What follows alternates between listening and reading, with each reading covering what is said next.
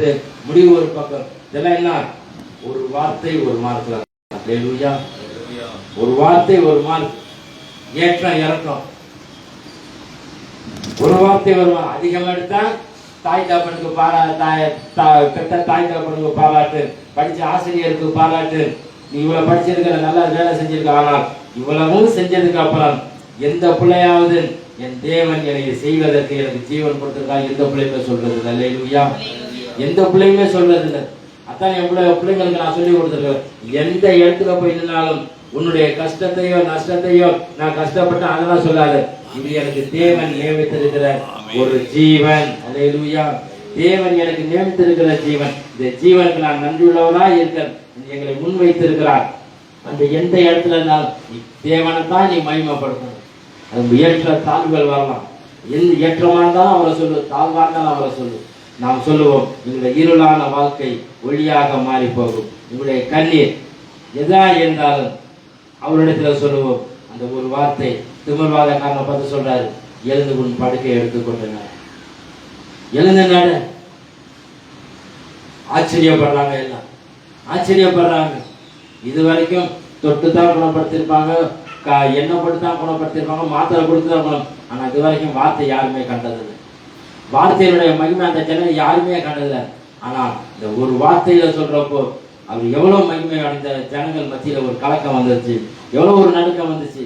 சவத்துப்பா பாலைவனத்துல போய் கேட்கிறாரு, பட் என்ன இருக்குதுப்பா, இப்ப அஞ்சு அப்பா 2 மீன் கொண்டுட்டு வா கொண்டுட்டு போய் எல்லாத்துக்கும் பயந்து கொடு. இந்த ஒரு வார்த்தை பசியா இருந்த வார்த்தை, பசியார்ந்த வார்த்தை அவருக்கு ஒப்பு கொடுப்போம். அன்னைக்கு எரிகோவை உடைக்கிறதுக்கு இல்லை, அன்னைக்கு இன்னைக்கு இருக்கிற மாதிரி நவீன வசதிகளாக கிடையாது. அவர்கள் மத்தியிலே துதி இருந்தது. அந்த துதி எரிகோவினுடைய அஸ்திபாரத்தை ஆக்கிவிட்டது.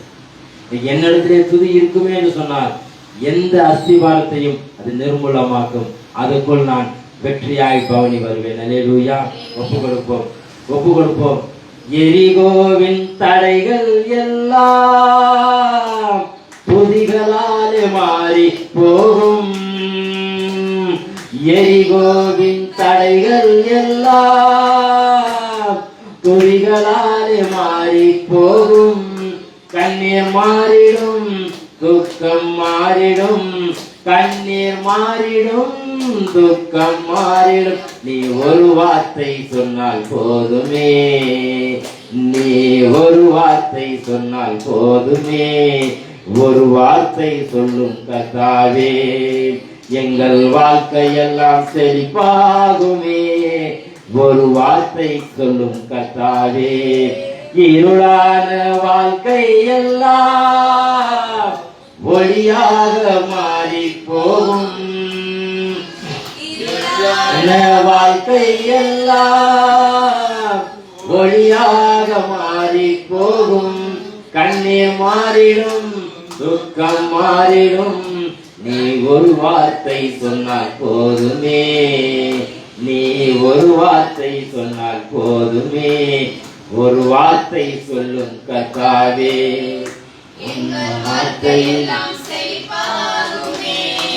ஒரு வார்த்தை சொல்லும் கர்த்தாவே.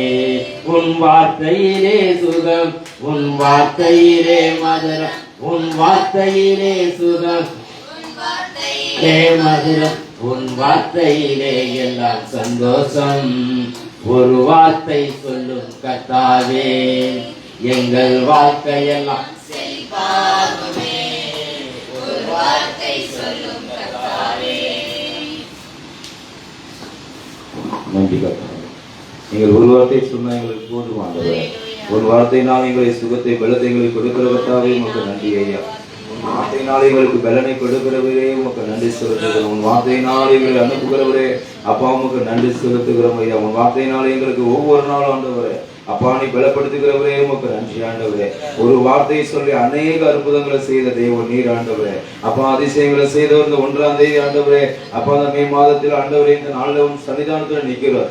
எங்களுக்கு நீ ஒரு வார்த்தை கொடுங்க ஆண்டவர். எங்களுக்கு ஒரு வார்த்தை கொடுத்து நீங்க வழிநடத்த முடியாக அப்பா அந்த நாளில் இந்த தொழிலாளர் தினத்தில் அன்று ஆண்டவரே இன்னைக்கு கொண்டாடக்கூடிய அப்பா அந்த யோசேப்பின் விழாவை கொண்டாடுகிறார் ஐயா. அப்பா அந்த தாய் திருச்சபை கொண்டாடக்கூடிய அந்த அன்னைக்கு அநேக ஆண்டவர் தேவாலயங்கள் முழுவதும் நிரம்பி ஆசீர்வாதமாக வல்லமையாக நிரப்பி கொண்டிருக்கிறதுக்காக அப்பா நன்றி ஆண்டவரே. இந்த யோசேப்பு எப்படி மனம் திரும்பி ஆவியானவரை பெற்றுக் கொண்டாரோ அதே போல அனைவரும் மனம் திரும்பி அப்பா ஆவியானவரை பெற்றுக் கொள்ளபடியாக உங்க கரத்துல ஒப்பு கொடு செபிக்கிறோயா. வல்லமையோடு ஆற்றலோடு பலனோடு இவரோடு கடந்து செல்லபடியாக அப்பா உங்க கரத்துல ஒப்பு கொடுக்கிறோம். ஹல்லேலூயா ஹல்லேலூயா ஹல்லேலூயா ஹல்லேலூயா ஹல்லேலூயா ஹல்லேலூயா ஹல்லேலூயா ஹல்லேலூயா ஹல்லேலூயா ஹல்லேலூயா ஹல்லேலூயா ஹல்லேலூயா ஹல்லேலூயா ஹல்லேலூயா ஹல்லேலூயா ஹல்லேலூயா.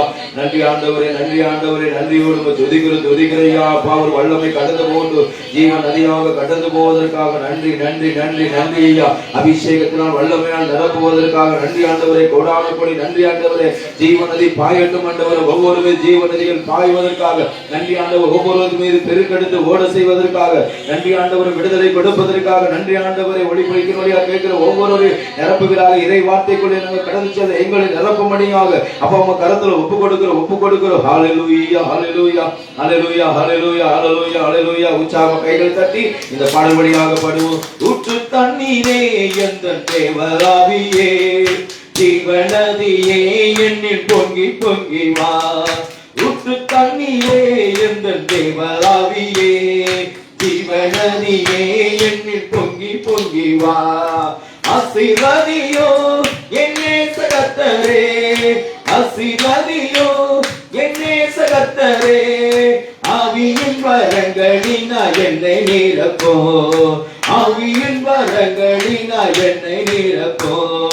ஊற்று தண்ணீரே எந்தன் தேவராவியே ஜீவநதியே என்னில் பொங்கி பொங்கி வா. ஊற்று தண்ணீரே எந்தன் தேவராவியே ஜீவநதியே என்னில் பொங்கி பொங்கி வா. கண்மலையை பிளந்து வனாந்தரத்திலே கர்த்தாவே உன் ஜனங்களின் தாகம் தீர்த்தீரே. கண்மலையை பிளந்து வனாந்தரத்திலே கர்த்தாவே உன் ஜனங்களின் தாகம் தீர்த்தீரே. பள்ளத்தாக்கிலோ மலைகளிலோ பள்ளத்தாக்கிலோ மலைகளிலோ தண்ணீர் பாயும் தேசத்தை வாக்களித்தீரே. ஆமே தண்ணீர் பாயும் தேசத்தை வாக்களித்தீரே.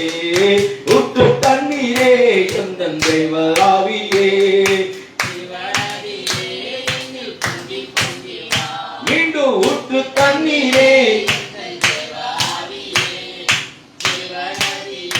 என்னில் பொங்கி பொங்கி வா.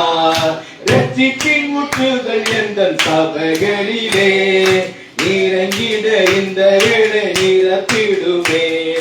ரட்சிப்பின் ஊற்றுகள் எந்தன் சபைகளிலே எழுந்திட இந்த வேளை நிரப்பிடுமே. ஆத்மபாரமோ பரிசுத்தமோ ஆத்மபாரமோ பரிசுத்தமோ அவளுடன் தேற்றிடவே வரம் தருமே. அவளுடன் தேற்றிடவே வரம் தருமே.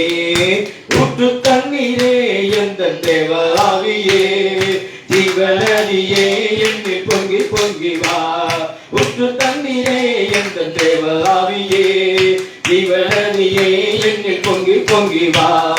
அல்லேலூயா ஆமென் ஆமென் அல்லேலூயா அல்லேலூயா அல்லேலூயா அல்லேலூயா அல்லேலூயா ஆமென் ஆமென் அல்லேலூயா அல்லேலூயா அல்லேலூயா அல்லேலூயா அல்லேலூயா ஆமென் ஆமென் அல்லேலூயா அல்லேலூயா அல்லேலூயா அல்லேலூயா அல்லேலூயா ஆமென் ஆமென் அல்லேலூயா அல்லேலூயா அல்லேலூயா அல்லேலூயா அல்லேலூயா ஆமென் ஆமென் அல்லேலூயா அல்லேலூயா அல்லேலூயா அல்லேலூயா அல்லேலூயா அல்லேலூயா அல்லேலூயா அல்லேலூயா அல்லேலூயா அல்லேலூயா அல்லேலூயா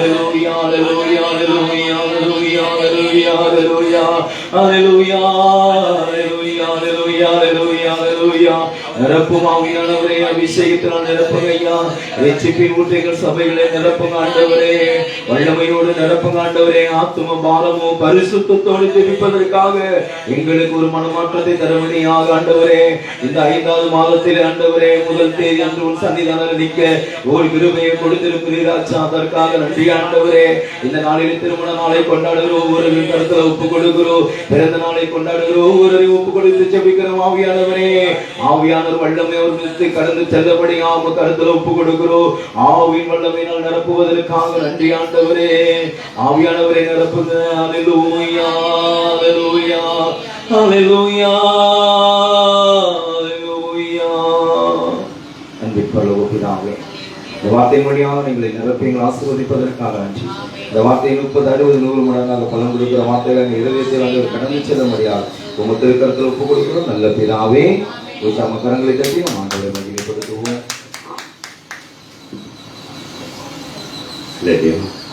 நிதானமாக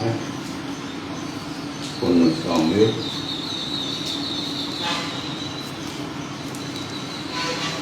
3ஆம் அதிகாரம் 1 கொஞ்சம் சீக்கிரம் படிக்கும். சாமுவேல் என்ற பிள்ளையாண்டான் ஏலிக்கு முன்பாக படிங்க.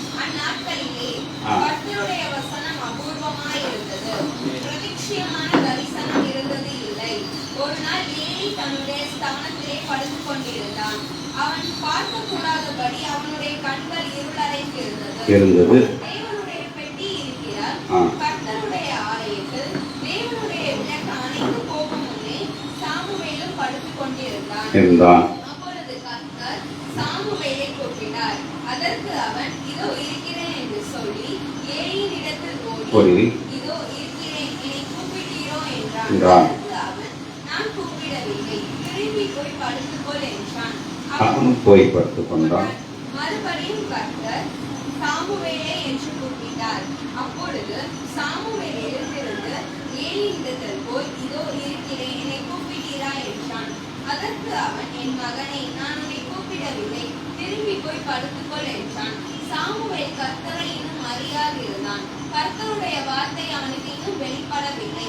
கர்த்தர் மறுபடியும் 3ஆம் விசை சாமுவேலே என்று கூப்பிட்டார். அவன் எழுந்திருந்து ஏலியினிடத்தில் போய் இதோ இருக்கிறேன், என்னை கூப்பிட்டீரா என்றான். அப்பொழுது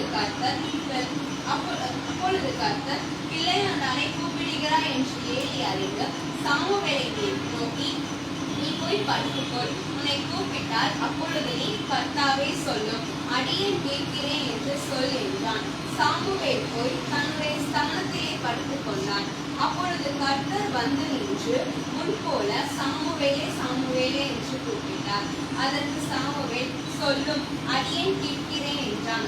கர்த்தர் சாமுவேலை நோக்கி இதோ நான் இஸ்ரவேலில் ஒரு காரியத்தை செய்வேன், அதை கேட்கிற ஒவ்வொருவருடைய 2 காதுகளிலும் அது தொனித்துக் கொண்டிருக்கும்.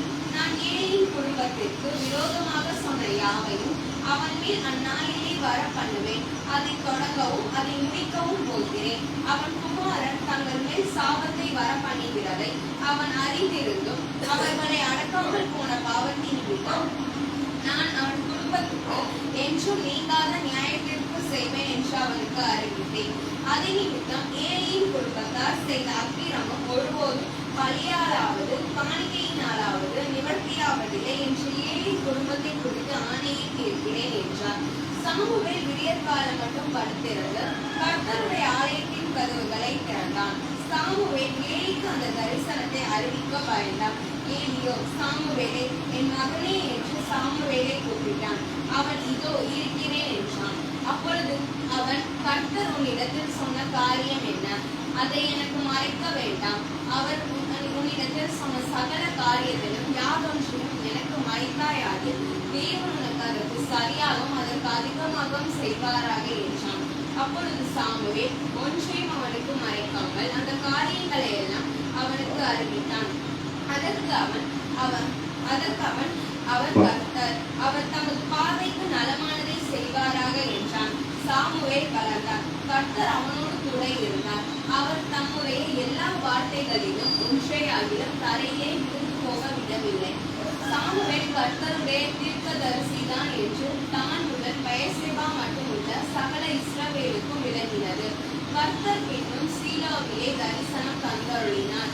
கர்த்தர் சீலோவிலே தம்முடைய வார்த்தையினாலே சாமுவேலுக்கு தம்மை வெளிப்படுத்தினார். சொல்லுவோமா? காலையில் இந்த வார்த்தைகளை நான் படிக்கும் பொழுது இந்த வார்த்தையிலே தேவன் நம்மளுக்கு யார் யாருக்கு என்ன வச்சிருக்காரோ அதுதான் தரும். ஏலி பெரியதா சாமுவேல் பெருசா என்றால் இந்த வேதத்துல வயசுல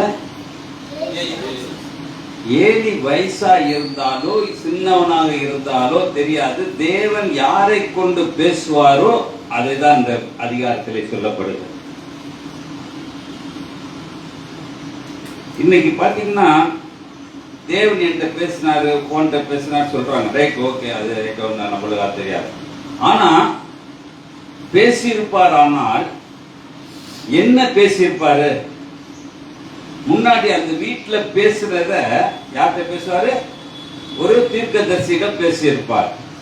அந்த ஊர்ல நடக்க போறக்கூடிய காரியத்தை தீர்க்கதரிசி மூலம் பேசியிருப்பார். ஆனா இந்த ஒரு காரியம் சொல்லிக்கிறது முத வசனம், சாமுவேல் பிள்ளையாண்டான் என்ன செஞ்சிருந்தாங்க? அவன் யாருக்கு பணிவிடை செஞ்சிருக்கணும்? ஏலிக்கு செஞ்சிருக்கணும். ஆனா ஏலிக்கு முன்பாக கர்த்தருடைய பணியை செய்ததுனாலதான் இன்னைக்கு நம்மளுடைய குடும்பத்துல ஒரு பிள்ளையாண்டானாக இருந்தா தாய் தந்தையரை விட கடவுளை நேசிக்கிற பிள்ளைக. நான் ஒவ்வொரு தடவை சொல்லுவேன், என் மகன்கிட்ட அடிக்கடி சொல்லுவேன், என்னை நம்பாத, நீ கடவுளை கரம்பிடி, ஆட்டோமேட்டிக்கா எல்லாமே நடக்கும். அந்த சாமுவேலுடைய வார்த்தையிலே தேவன் நம்மளுக்கு எவ்வளவு காரியங்களை சொல்லி இருக்கிறார். நான் காலையில யோசனை பண்ண, ஏன் சாமுவேல் உண்டாக்கப்பட்டார்? அவன் பிள்ளை எல்லாம் மலடியாக இருந்தது, அப்படியே விட்டுருக்கலாம்ல. ஆனா அவர் சொல்றா, 1:10 படிக்க, 1:10 சொல்றாரு, நீ எனக்கு ஒரு ஆண் பிள்ளையை கொடுத்தால் அந்த பிள்ளைய உனக்கே நான் தருவேன் என்று. எந்த தாய் இருக்காங்க? எந்த தாய் இருக்காங்க? நீ 1க்கு 2 3 ஒரு பிள்ளைகளை பெற்றுக்கிட்டா கூட நான் கடவுளுக்கு தருகிறேன் என்று சொல்றதுக்கு இல்ல. ஏன்னா அண்ணாளுக்கு திருப்பி மறுபடி பிள்ளை பிறக்குமா? தெரியாது. ஆனா பிறந்த பிள்ளைய என்ன செய்யறா? கடவுளுக்கு காணிக்கையா கொடுக்கிறான். அப்ப காணிக்கையா கொடுக்கிற ஒரு பொருள் இன்னைக்கு மத்தியில நின்று பேசுறதுன்னா தேவன் அவனை ஆசீர்வதிச்சார். அப்படிப்பட்ட ஒரு ஆசீர்வாதம் தான் அது சொல்றாரு. சாமுவேல் பிள்ளையாண்டான் ஏலிக்கு முன்பாக கர்த்தருடைய பணிவிடையை செய்து கொண்டிருந்தான். அந்த நாட்களில் கர்த்தருடைய வசனம் அபூர்வமா இருந்துச்சு. இன்னைக்கு பார்த்தாக்க எல்லாம் சொல்றாங்க. இப்ப தீர்க்க தரிசனம்னா பாத்தீங்கன்னா எக்கச்சக்கமா போர்டே போட்டுறாங்க, இவர் தீர்க்க தரிசனம் தான் சொல்லுவார். அன்னைக்கு அபூர்வமா இருந்துச்சு. இன்னைக்கு தேவனுடைய வார்த்தை இருக்குதானே நம்மளுக்கு ஒரு சந்தேகமா இருக்குது. நம்ம போகும்போது போறதுக்கு முன்னாடி என்ன நடக்குன்னு நம்மளுக்கு தெரியணும். அதான் தேவன் நம்மளுக்கு கொடுத்த ஒரு தரிசனம். நான் ஒரு இடத்துக்கு போறேன்னா அந்த இடத்துல இது நடக்க போகுது சொல்லி நினைச்சிட்டு போனோம்னா நிச்சயம் அந்த இடத்துல என்ன இருக்கும்? அதுதான் நடக்கும். ஏன் இதை சொல்றேன்னாக்க, ஏலி தன் குடும்பத்தை சரிவர நடத்தல. என்ன நடத்தல? சரிவர நடத்தல. இந்த நடத்தல என்பதற்காக தான் முன்குறித்தார் சாமுவேலை. சாமுவேல் எது குறித்தாரு? ஏலிக்கு புத்தி சொல்லதான் சாமுவேலை உண்டாக்குனார், தேவனுக்கு பணிவிடை செய்வதற்கல்ல. ஏன்னா 2ஆம் அதிகாரத்திலே 17:27 சொல்றாரு, தேவனுடைய மனுஷன் ஒருவன்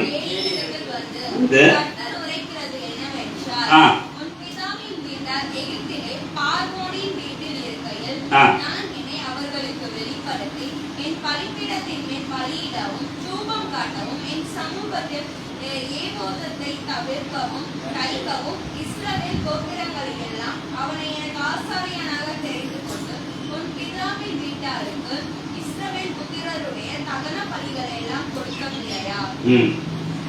என் வாசஸ்தலத்தில் செலுத்தும்படி நான் கட்டளையிட்ட என் பலியையும் என் காணிக்கைகளையும் நீங்கள் உதைப்பானே. என் ஜனமாகிய இஸ்ரவேலின் காணிக்கைகள் எல்லாம் கொடுப்பான். பிரதானமானவைகளை கொண்டு உங்களை கொழுக்க பண்ணும்படிக்கு நீ என்னை பார்க்கிலும் உன் குமாரரை மதிப்பானே என்றார். சொல்லுவோமா?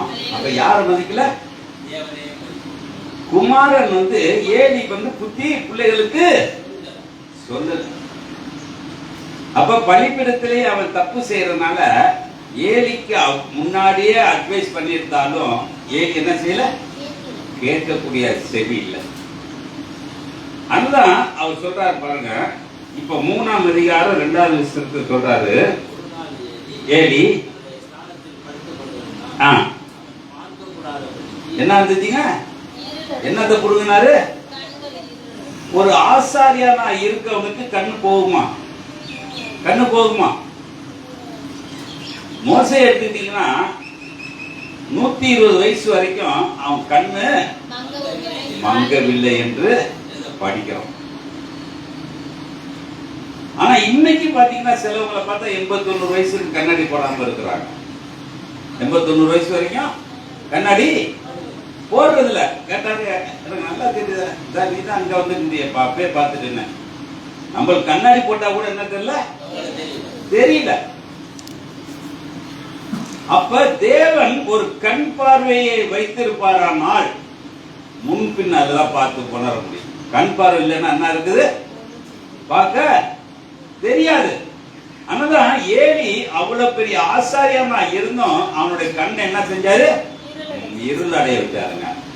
இருள் அடையன்னா என்னாச்சு, இருள் பாவம் யார்கிட்ட இருந்துச்சு, ஏலிகிட்ட இருந்துச்சு. என்ன பாவம் இருந்துச்சு, என்ன பாவம் இருந்துச்சு? ஏலியோட மனைவி பேரு என்னன்னு தெரியாது. ஏலியோட மனைவி பேரு என்னன்னு தெரியாது. ஆனா ஏலியோட மகன் பேரு போட்டு. அப்ப 2 பேரும் செய்யற தப்ப யார் பார்த்துட்டு இருக்கா? ஏலி நல்லா கண்ணு இருக்கப்பே பார்த்துட்டு இருக்கான். இன்னைக்கு நம்ம பிள்ளைகள் செய்யும் போது அது தப்பு எது நம்ம பார்த்து என்ன செய்யணும், இல்லைன்னா ஏலிக்கு இருக்க கண்ணு தான் நம்மளுக்கு வரும். அப்ப நம்மளுடைய சிந்தனைகள், அப்ப ஏலியோடைய சிந்தனை பிள்ளைகளை கண்டிக்க முடியல. ஏன்னா வயசாயிட்டாலும் பிள்ளைங்க என்ன செய்யுது, கேட்க போமா உனக்கு ஒரு வேலை பழப்பல, என்ன 1954 இருக்கிற எப்படி சொல்லுவாங்க. இப்பெல்லாம் காலமா விஞ்ஞான காலமா மாறி போச்சு. ஆனா விஞ்ஞான காலம் மாறினாலும் அன்னைக்குள்ள உலகம் தான் இருக்குது. உலகம் ஒண்ணு இன்னைக்கு வரைக்கும் மாறலையே.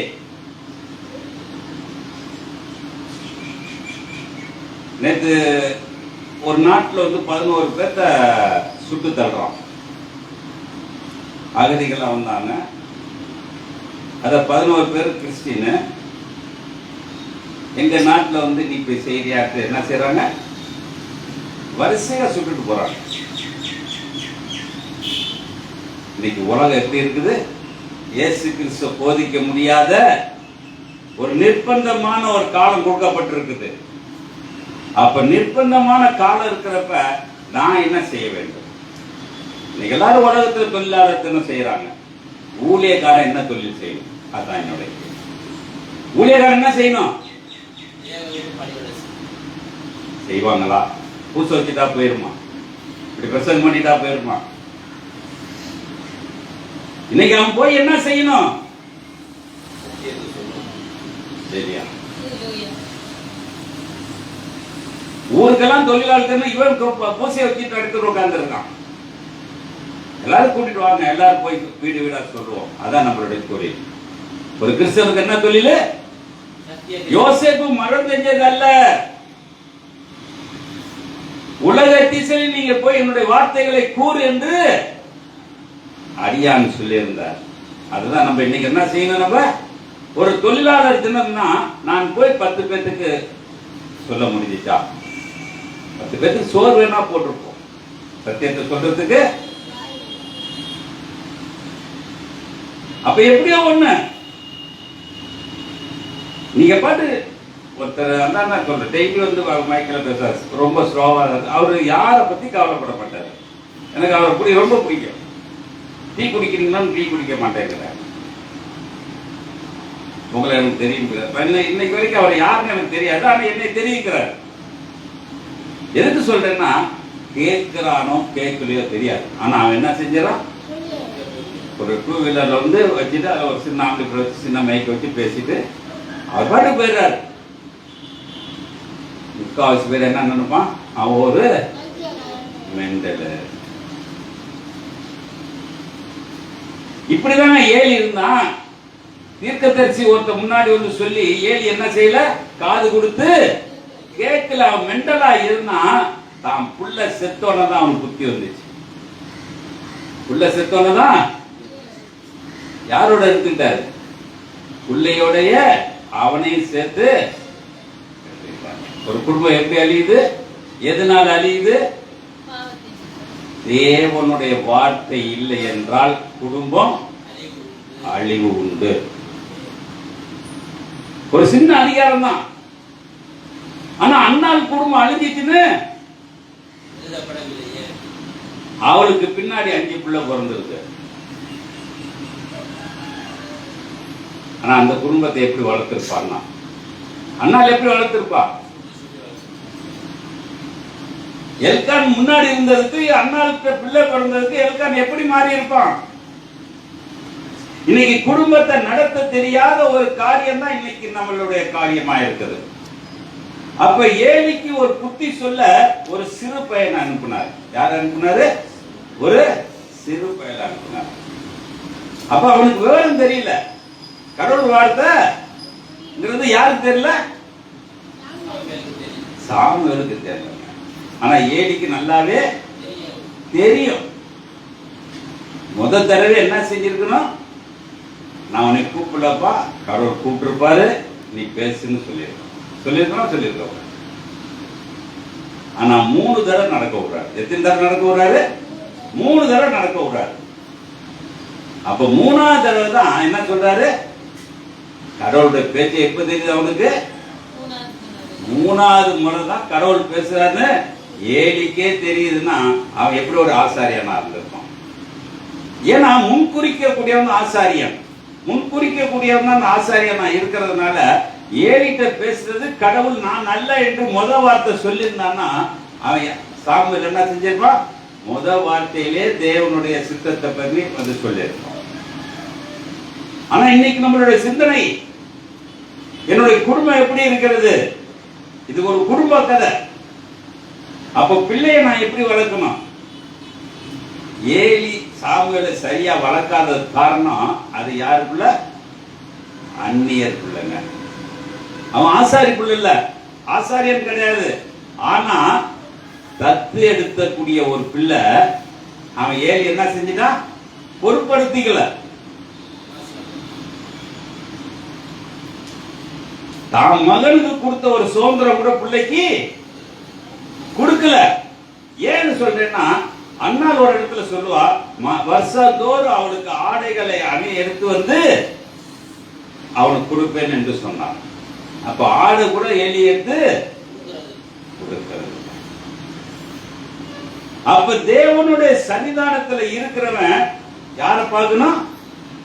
ஏழை பாலைகளை ஒருமிக்க பார்த்து கற்றுக்கொள்ள வேண்டும். அப்படிப்பட்ட ஒரு காரியம் தான் அதை சொல்றாரு. 16வது வசனம் சொல்றாரு பாருங்க. கர்த்தர் சாமுவேலை நோக்கி, இதோ நான் இஸ்ரவேலுக்கு ஒரு காரியத்தை செய்வேன். இப்ப பாட்டுல எல்லாம் சொன்னாங்க, ஒரு வார்த்தை. அந்த காரியத்தை செய்ய போற, செய்து முடிக்க போற. ஒவ்வொரு வீட்டுக்கு இது வார்த்தை முக்கியங்க. என் வீட்டாதான் சரி, எனக்கு ஒரு வார்த்தை உண்டு. அந்த வார்த்தை என்ன வார்த்தை? இன்னைக்கு என்ன வார்த்தை? என்ன வார்த்தை? நான் எப்படியாப்பட்ட ஒரு வார்த்தையா இருக்கிறேன்? தேவனுக்கு உடந்த வார்த்தையா இருக்கிறேனா, தேவனுக்கு உடந்த இல்லாத வார்த்தையா இருக்கிறேனா? அந்த வசனத்தை பற்றி மாற்றி கர்த்தர் சாமுவேலை நோக்கி,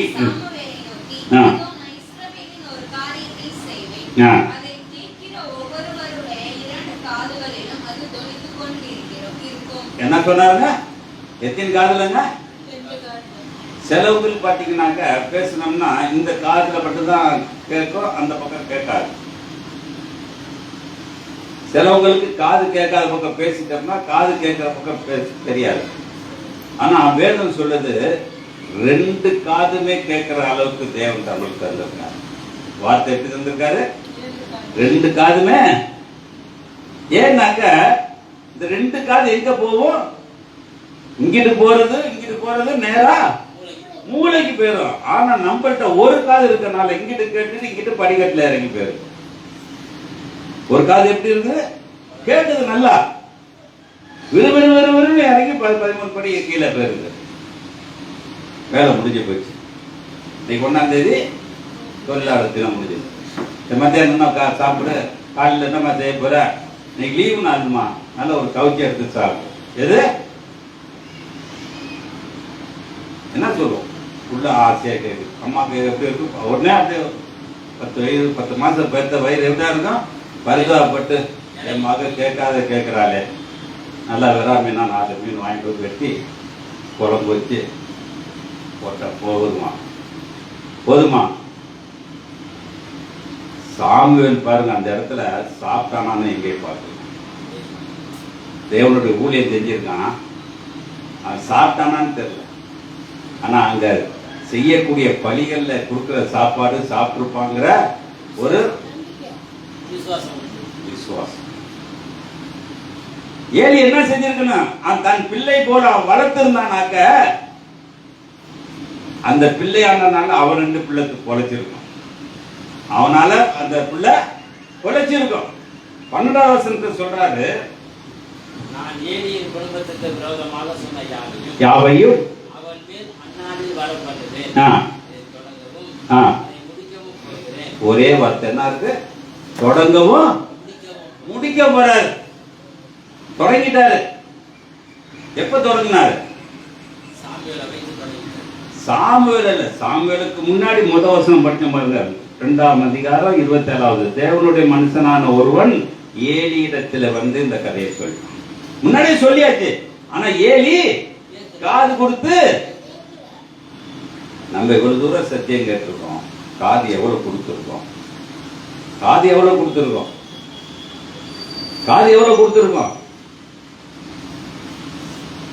நான் இந்த வாரம் வர்த்தியில பேச சொல்லலாம்னா நேற்று போட் பண்ணிதான் அப்படியே மறந்து போயிடுச்சு.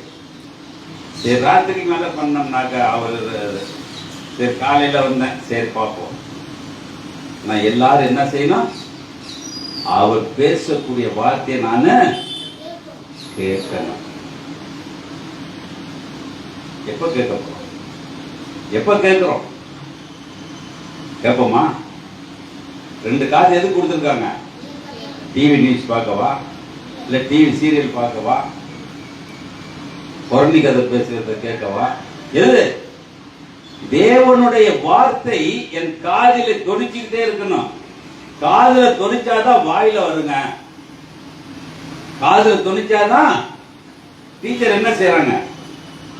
சொல்லி தரும் பொழுது காதை கொடுத்து நல்லா கவனி. முட்டாள் 0 மார்க் வாங்கி நல்ல கவனி, 1 மார்க் வாங்கலாம். சொல்லுவாங்க, சொல்ல மாட்டாங்களா? இன்னைக்கு மனுஷனுடைய சிந்தனைகள். அப்ப ஏலியுடைய வாழ்க்கையிலே அவர் 12 படிமா, நான் ஏலியின் குடும்பத்திற்கு விரோதமாக சொன்ன யாவையும் பண்ணுவேன், தொடங்கவும்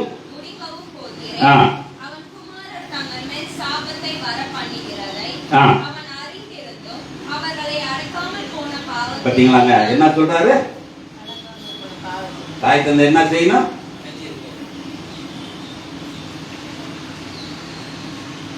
பழைய ஏற்பாடு காலத்துல படிச்சீங்கன்னா புள்ள தப்பு செஞ்சா கல்லெறிஞ்சு கொள்ளுன்னு போட்டிருக்கா, போட்டு படிச்சிருக்கமா? படிச்சு பாருங்க. யாத்திராம என்ன படிச்சு பார்த்தீங்கன்னா அதெல்லாம் வரும். ஒரு குடும்பத்துக்கு ஒரு பிள்ளை ஒத்து வரலன்னா கல்லெறிஞ்சு, மிருகத்தை தப்பு இருந்தா மிருகத்தை கல்லெறிஞ்சு சாவடிக்கிறோம். மிருகம் மாடு வந்து ஒருத்தரை முட்டிருச்சுன்னா மாடு என்ன செய்யணும்? கல்லெறிஞ்சு சாகடிக்கணும். அப்போ குடும்ப தலைவன் ஒரு பிள்ளையை வளர்க்க முடியலன்னா அவன் ஆசாரியான இருந்து தேவனுக்கு பணிவிடை செஞ்சு என்ன இருக்குது? சொல்லுங்கப்பா. அடிக்கடி பவுல லியோ சொல்றாரு, ஒரு குடும்பத்தை நடத்த தெரியாதவன் வசனம் தான் நல்லா தான் இருக்கு. ஏலிக்கு எப்படி இருக்குது? பவுலுடைய இன்னைக்கு சொன்னாரு, எங்க வந்து இங்க இருக்கு பார்த்தீங்களா? ஒரு குடும்ப தலைவனா இருந்தா பிள்ளைகளை என்ன செய்யணும்? இல்லாட்டி வீட்டை விட்டு விரட்டிடு. நான் சொல்லிடுவேன் என் மகள்கிட்டலாம், இருக்கிறியா இல்லாட்டி கடன் சொல்லி காரணம், பிள்ளைகளை ஒழுங்கா வளர்க்கலன்னா பிள்ளையால யாருக்கு கேவலம்? தகப்பனுக்கு இல்ல, தகப்பன் செய்யக்கூடிய தொழிலுக்கு கேவலம். ஆசாரியனா இருக்கிறவனுக்கு என்ன இருக்குது? ஈஸியா சொல்ல, அவன் ஒரு கோயில் பூசாரியா இருக்கிறான், அவன் பாடுறான், அவன் பிள்ளைகள்லாம் தருதலையா இருக்கு. இந்த பட்டத்தை நான் வாங்கிட்டு இருக்கேன். நான் சத்தியம் சரியா சொல்லலையா? அது கடவுளை அறிவார். நான் சொன்ன சத்தியத்தை கடவுள் அறிவார்.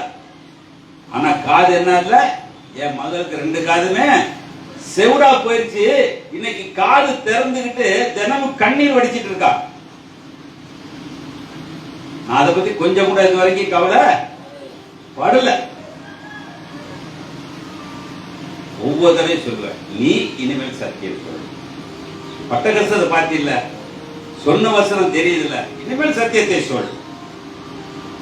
அடுத்தவங்களுக்கு அறிவு சொல்லு. இப்படிலாம் இருந்தேன், இப்படிலாம் இருந்தேன், எங்க அப்பா இப்படி வளர்த்தாரு, நான் இப்படி போனேன், இப்படி வந்தேன், ஒரு ஹிஸ்டரியை சொன்னோம்னா ஒரு மனம் திரும்பக்கூடிய ஒரு வார்த்தை. பைபிள் வேண்டாம், தன்னுடைய சாட்சியை சொன்னாலே மனம் திரும்புறதுக்கு ஒரு வாய்ப்பு கிடைக்கும். அப்ப இன்னைக்கு நம்மளுடைய சிந்தனைகள், அப்ப ஏலியின் குடும்பத்துல பாருங்க, அதுக்கு அவன் சொல்றான் பாருங்க 14ல, அது நிமித்தம்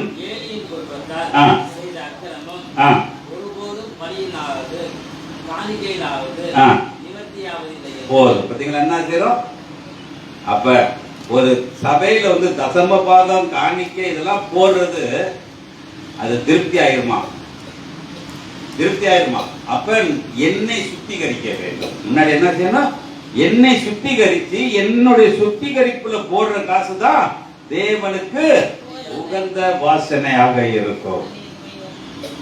பிள்ளைக்காக பலி கொடுத்துடலாம். இவன் செஞ்சான், யோபு செஞ்சான். ஜென்ம நாள்ல என்ன செஞ்சான்? பிள்ளைகளுக்காக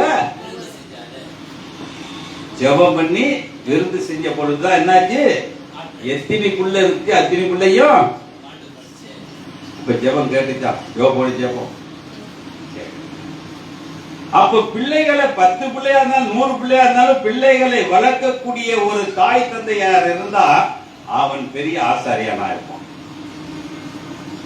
பிள்ளைகளை இங்க இன்ஜினியரிங் படிக்கிற, டாக்டர் படிக்கிற எல்லாம் செய்யறோம். ஆனா தேவனுடைய கிறிஸ்தவங்களா இருக்கிறவங்க ஒரு பிள்ளையை வளர்க்கிறது, முஸ்லீம் அடிக்கடி பார்ப்பேன், நான் பார்ப்பேன். எப்படி பார்ப்பேன்? இது இந்த 2 வயசுலயே பாத்தீங்கன்னா அந்த கோசம் இது மாதிரிலாம் மாட்டிக்கிட்டு அந்த பைப்ல அந்த குரானை தூக்கிட்டு, எப்ப 2 வயசுல, என் பேத்தி 2 வயசு ஆகுது, பைப்ல கொடுத்தா அது என்ன செய்யும்? இழிச்சுதான். ஏன்னா நம்ம வளர்ப்பு கிழிக்கிறப்ப அந்த கையை அடிச்சோம்னா என்ன செய்யும்? பயப்படும். அவங்க தட்டி கொடுக்குறாங்க, உதச்சி வளர்க்குறாங்க. அது பாத்தீங்கன்னா அந்த பைப்ல எந்த இடத்தையும் வைக்க மாட்டாங்க. ஒரு பொருள் கீழே விழுந்துருச்சு, அந்த பிள்ளைய எடுக்கிறதுக்கு நான் நின்றுட்டு இருக்கேன். என்னம்மா எடுத்துறவா? இல்ல அங்கிள், இல்ல அங்கிள்ங்கிறாளே ஒழிஞ்சு அந்த பையன் கொடுமா, இதெல்லாம் கொடுக்க கூடாதுங்க. என்ன சொல்லிச்சு? அந்த குரான் ஒரு சின்ன புக்குங்க, அந்த புக்கு அந்த பைக்குள்ள இருக்குது. அந்த பைபிளோட புக்கை எனக்கு தர மாட்டேன்னுச்சு. அப்ப அந்த பிள்ளைக்கு என்னை பார்த்து என்ன தெரியுது? இவனுங்கெல்லாம் பாவி. புரியுதா எப்படி வளர்க்குறாங்க? அப்புறம் இன்னொரு முஸ்லீம் வந்த உடனே அவர்கிட்ட கொடுத்துட்டு அந்த முட்டாய் எடுத்து பாக்கெட்ல போட்டு போச்சுங்க. சொல்ல தெரியுதா வளர்ப்பு எப்படி இருக்குன்னா? இந்த அதிகாரம் வளர்ப்புக்கு தாங்க. அந்த வளர்ப்புடைய காரியத்தை சொல்றாரு. 16வது வசனத்தை படிச்சோம்னா, ஏலி சாமுவேலை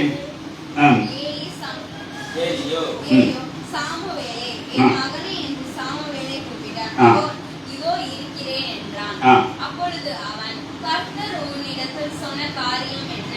எனக்கு அதை மறைக்க வேண்டாம். அவர் உன்னிடத்தில் சொன்ன சகல காரியங்களும் யாதொன்றை எனக்கு மறைத்தாயாக, தேவன் உனக்கு அதற்கு சரியாகவும் அதற்கு அதிகமாகவும் செய்வாராக என்றான். அப்பொழுது சாமுவேல் ஒன்றையும் அவனுக்கு மறைக்காமல் அந்த காரியங்களை எல்லாம் அவனுக்கு அறிவித்தான்.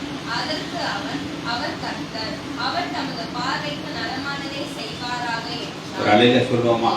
எப்ப சொல்றான்? எப்ப சொல்றான்? கண்ணெல்லாம் மங்கி போனாங்க. சின்ன பிள்ளை அட்வைஸ் பண்ணோன்னு. அப்ப இன்னைக்கு எவ்வளவு காரியங்கள் இருக்கு. நம்ம பிள்ளைகளை எப்படி வளர்க்கணும், நம்ம குடும்பம் எப்படி இருக்கணும், நம்ம குடும்பம் எப்படி மாதிரியா இருக்கும். இப்ப ஏலியின் குடும்பம் என்னது? நம்ம என்ன பேசுறோம்? ஏலியின் குடும்பத்தை ஆசாரியன் குடும்பம் பேசுறோமா? ஏலி செத்துட்டான், ஏலியும் மகனும் செத்துட்டான், மருமகளும் செத்துட்டான். மருமகள் செத்தா தெரியுங்களா? தேவன் நினைச்சா அதுதான் சொன்னார், தோக்குனதை முடிச்சே தீர்வார், குடும்பத்தை வாசல் பண்ணிடுவார். ஆனா இது செய்யாதனால தான் கிறிஸ்தவங்களுக்கு இன்னைக்கு வரைக்கும் விட்டு போயிடும். டோட்டலா ஒவ்வொரு குடும்பமா போட்டு போட்டு தள்ளினாருன்னா கிறிஸ்தவ மதத்தை விட்டு எல்லாருமே பட்டை அடிச்சுட்டு கிளம்பிடுவோம். எதுவும் இங்க நடக்கிறது இல்ல. அவனுக்கு அப்படிதான்டா சொல்லுவானுங்க. ஆனா ஒரே ஒரு வார்த்தை, அது என்னைக்கு நடக்குமோ அது நிச்சயம் நடந்தே தீரும். அதுதான் சொல்றாரு 19 படிமா. சாமுவேல் அவன்தான் போது என்னங்க இருந்தாங்க.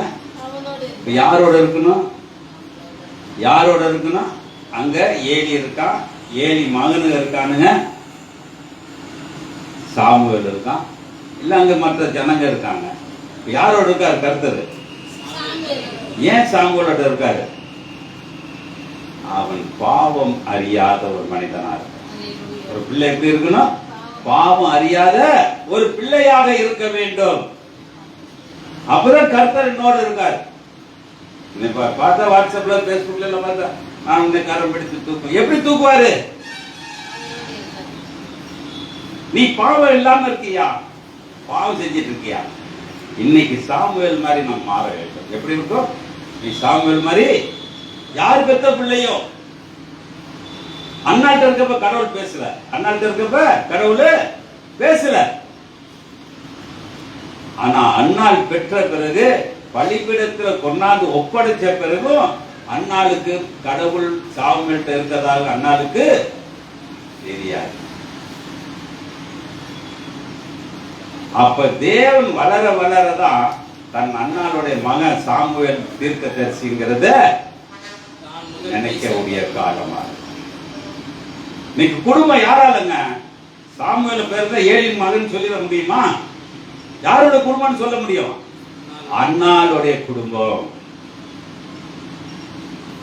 அப்ப என்னுடைய வேதத்திலே ஒருத்தர் உயர்வா இருக்கிறாங்கனாக்க நான் யாரால பெருமைப்பட்டிருக்கணும்? அது யாரு பெருமைப்படுத்துறார்களோ அவருடைய பிள்ளை. இன்னைக்கு ஏசு என்ன செஞ்சாருங்க? ஏசு என்ன செஞ்சாரு? மாட்டு கொட்டாயில பிறந்தாரு, வீட்டு கொட்டாயில பிறந்தாரு, எதுலயோ பிறந்தாரு. யோசேப்பு பிறந்தாரோ பிறப்பிலையோ தெரியாது. ஆனால் அவர் பரிசுத்தாவில பிறந்தாரு. கடைசி வரைக்கும் பரிசுத்தாவிலே நின்னாரு. கடைசி வரைக்கும் பரிசுத்தாவிலே சென்றாரு.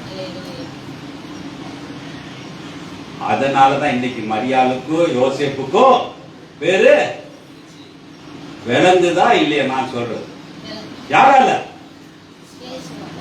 இல்ல அவரை ஏத்துக்கிட்டதுனாலயா? இயேசு நடந்த நடையிலும் வாழ்ந்த வாழ்க்கையிலும் செய்யக்கூடிய காரியங்களிலும் தேவனை மகிமைப்படுத்துறதுனால மரியாளுக்கும் யோசேப்புக்கும் மகிமைப்படுத்தி கொடுத்தார். இங்க சாமுவேல் மாதிரி புதிய ஏற்பாடுல இயேசு. இன்னைக்கு என்னுடைய குடும்பம் எப்படி இருக்கும்?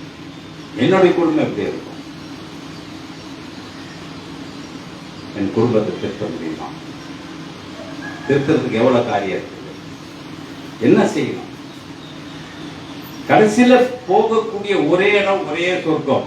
அதே நம்மளுக்கு தேவை கிடைக்குமாங்கிறது இன்னைக்கு வரைக்கும் நம்மளுக்கு தெரியல. ஆனா இப்ப எல்லாம் என்ன செஞ்சோம்? சொத்து சேர்த்து வச்சுக்கிறோம், சொகம் சேர்த்து வச்சுக்கிறோம், எல்லாம் சேர்த்து வச்சுக்கிறோம். ஆனா போறதுக்கு சேர்த்து வச்சோமான்னு எனக்கு தெரியல. எனக்கு நான் சேர்த்து வைக்கிறதுக்கு என்னால நானும் எப்படியாச்சும் பாவத்துல உளுந்து ஏஞ்சி கொண்டு தான் இருக்கிறேன். அதனாலதான் சொல்றாரு 20வது வசனத்தை படிச்சு முடிக்கிறோம். சாமுவேல் கர்த்தருடைய தீர்க்கதரிசி என்று. அப்ப ஏலிக்கு பெருமையா அண்ணாவுக்கு பெருமையா? பார்த்தீங்களா? அந்த ஊருக்கே தெரிகிற அளவுக்கு ஒரு பய பேர் எடுக்கிறானாக, என் குடும்பம் யாரை நம்பி பேர் எடுக்க போகுது? என் குடும்பம் யாரை நம்பி பேர் எடுக்க போகுது? பேர் எடுக்குமா? என் பிள்ளைங்க அப்படி இருக்குமா? பிள்ளைகளை வளர்ப்போமா? காலையில் நான் வந்தேன், பழைய ஒரு சின்ன சாமியார் நினைக்கிறேன், இத பாதி ரவுண்டு படிக்கிறது, அதில் வாக்கிங் போயிட்டே இருக்காரு. எதுக்கு போயிட்டு இருக்காரு? எதுக்கு வாக்கிங்? எதுக்கு போவாங்க? தின்னதை சேர்க்க. எதுக்கு இதெல்லாம் சொல்றேன்னா, இயேசு சுத்தி நடந்து திரிஞ்சு என்ன செஞ்சாரு? எந்த வீட்லயும் உட்காந்து சோறு போடுன்னு கேட்கல, ஆனா எல்லா இடத்துலயும் சத்தியத்தை சொன்னதுனால இன்னைக்கு இயேசுவை நான் சுமந்து கொண்டு இருக்கேன்.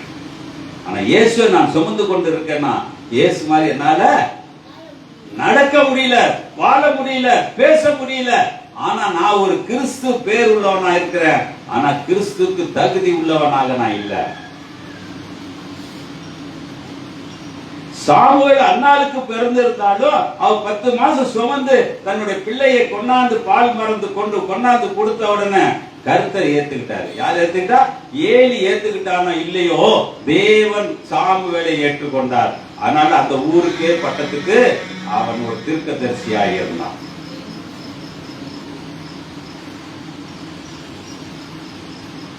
நேற்று என் மக ஒரு வாட்ஸ்அப்ல காட்டினா, ஒரு புள்ள பிறந்து ஒரு 4 நாள் பிறந்தோடனே வெளியே தூக்கிட்டு வராங்க. 32 பல்லு இருக்குது அந்த பிள்ளைக்கு.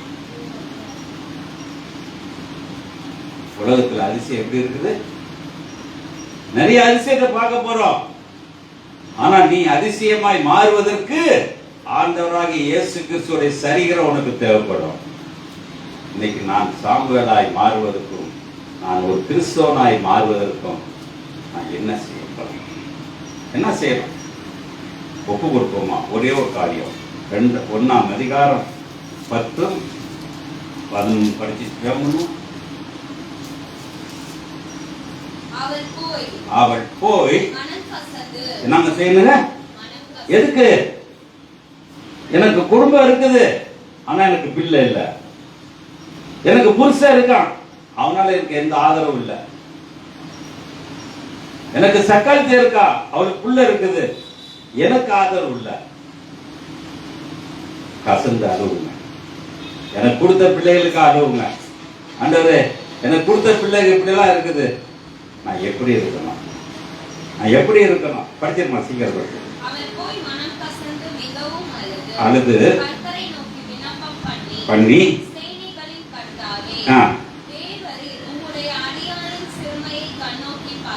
என்ன சொல்றாங்க? என்ன சொல்றா? அப்ப நம்ம எப்படி போய் கடவுள்கிட்ட நிக்கிறோம்? கெத்தா நிப்போமா இல்ல அடியாரா நிப்போமா? எப்படி இருக்கும்? அடியார்னா தெரியுமா? என்ன ட்ரெஸ் கட்டியிருக்காலும் தெரியாது. நம்ம ஒரு தேவைக்கு போனா கூட எப்படிப்பட்ட ட்ரெஸ் கட்டிட்டு போவோம்? 4 பேரு மதிக்கணுங்க.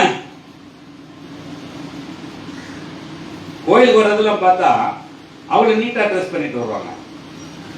ஆனா அண்ணால அந்த ஆலயத்துக்கு வரும்பொழுது தன்னை தாழ்த்தினார். எப்படி தாழ்த்தினாலும் தெரியாது.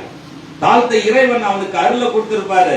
ஏற்காடு கொடுக்கல, அருளை கொடுத்தவன அவன் சொல்றான். அந்த வசனத்தை படிக்கணும். 10 11 மேல படிக்கணும். மேல படிச்சு, அவள் போய் மனம் கசந்து மிகவும் அழுது கர்த்தரை நோக்கி விண்ணப்பம் பண்ணி, தேவரி என்னங்க சொல்றாருங்க? முன்னாடி என்னுடைய கண்ணோக்கி எனக்கு நல்ல எண்ணம்லாம் இருக்குது, அதை யாரும் புரிஞ்சிக்க மாட்டேங்கிறாங்க. ஆனா எனக்கு வாரிசு இல்ல.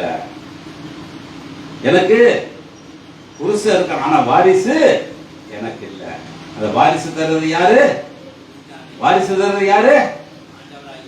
அதான் சங்கீதத்துல 113 சொல்றாங்க, பிள்ளைகள்லாம் கர்த்தரால் வரும் சுதந்திரம். ஒரு பிள்ளை யாரால வருது? ஆயப்பம் பெக்கிறதுனால அல்ல, அந்த பிள்ளையை உருவாக்குறவர் என் தேவன் ஒருவரே. எலும்புகள் உருவாகுவதற்கு முன்னமே என்னை முன்குறித்து வைத்தவர். அப்படிப்பட்ட தேவனை நான் என்ன செய்வேன்? படிச்சிருமா, சீக்கிரம் படிச்சு. உம்முடைய அடியானை மறவாமல் நினைத்தருளி ஆ உமது அடியானுக்கு ஒரு ஆண் பிள்ளையை கொடுத்தால் ஆ அவன் உயிரோடு இருக்கும் சகல நாளும் நான் அவனை கர்த்தருக்கு ஒப்புக் கொடுப்பேன். ஆ. அவன் தலையின் மேல் சவரகன் கத்தி படுவதில்லை என்று ஒரு பொருத்தனை ஒரு அல்லேலூயா சொல்றோமா?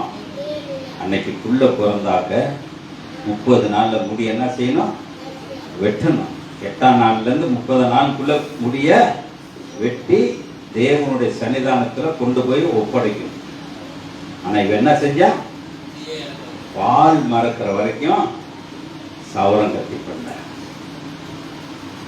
இதே சிம்சோனுடைய கதையை எடுத்து பார்த்தீங்கன்னாக்க அதே கதை தான். ஆனா அவன் என்ன இருந்துச்சு? கடைசியா அவன் பலன் எதுல போச்சு? அந்த முடியில தான் போச்சு. அப்ப நம்மளுக்கு போன வாரம் வர்ஜில் கூட சொன்னார், முடி ஒவ்வொரு முடியிலையும் நம்மளுக்கு பாவம் இருக்குது. அதை எப்ப சரிக்க போறீங்க? எப்ப கழுவ போறீங்க? அப்படி போமா நெருக்கத்திலே உம்மை அழைத்தேன், நெருங்கி எனக்கு உதவி செய்தி. நெருக்கத்திலே உம்மை அழைத்தீர், நெருங்கி உதவி எனக்களித்தீர். திசை கெட்டெங்கும் அலைந்திடாமல் சொல்லுமா, திசை கெட்டெங்கும் அலைந்திடாமல் தீவிரம் வந்தனை தாங்குகிறீ. தீவிரம் வந்தனை தாங்குகிறீ. உன் பாதம்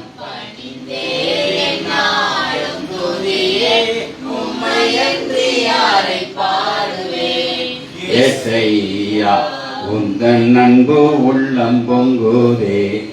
ஏசையா உந்தன் அன்பு உள்ளம் பொங்குதே. புது எண்ணெயால் புது பலத்தால் புதிய கிருபை புது கவியால் சொல்லுமா, புது எண்ணெயால் புது பலத்தால் புதிய கிருபை புது கவியால் நிரப்பி நித்தம் நடத்துகிறீ. நிரப்பி நித்தம் நடத்துகிறீ. நூதன சாலோமில் சேர்ந்திடுவே. நூதன சாலோமில் சேர்ந்திடுவே. உன் பாதம் பணிந்தேன் என்னாலும் துதியே. உம்மை அன்றி யாரை பாடுவேன்? ஏசையா உந்தன் அன்பு உள்ளம் பொங்குதே. ஏசையா உந்தன் அன்பு உள்ளம் பொங்குதே. அமையா என் குடும்பத்தின் முன்னாடி பாரியா.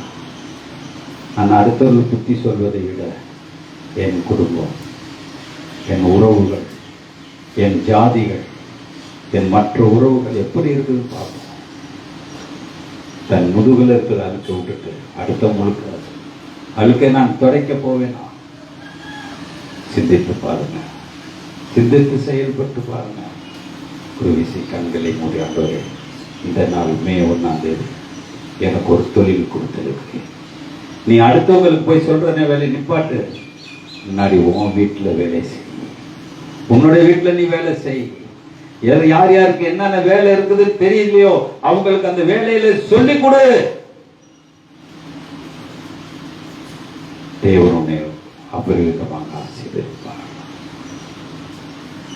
பரலோக பிதாவே, இந்த நல்ல நேரத்துக்காக நன்றி கர்த்தாவே. நல்ல காரியங்களுக்காக நன்றி கர்த்தாவே.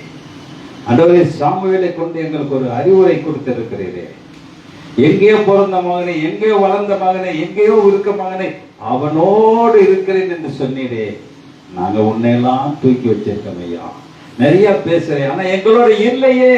எங்களோட இருக்கிறியா என்று எங்களுக்கு தெரியலையே. ஒரு விஷயம் கண்களை மூடாண்டது. என்னோடு வாருவேன், என் குடும்பத்துக்குள்ள வாரும், என் சந்தத்துக்குள்ள வாரும். தருவதற்காக நன்றி. மகிமைப்படுத்த பரிசுத்த மீட்பர் இயேசு மூலம் கேட்கிறேன் நல்ல பிதாவே. என் ஆத்மாவே என் முழுவதுமே பரிசுத்தமாக்கு. என் ஆத்மாவே கர்த்தர் செய்கிற சகல உபகாரங்களாக கர்த்தராகிய இயேசு கிறிஸ்துவின் கிருபையும் பிதாவாகிய தேவனுடைய அன்பும் பரிசுத்த ஐக்கியம் உங்களோடும் அனைவரோடும் பரிசுத்தவான்களோடும் அடியனோடும் இருப்பதாக. ஆமென். அல்லேலூயா, அல்லேலூயா, அல்லேலூயா. Praise the lord, praise the lord, praise the Lord.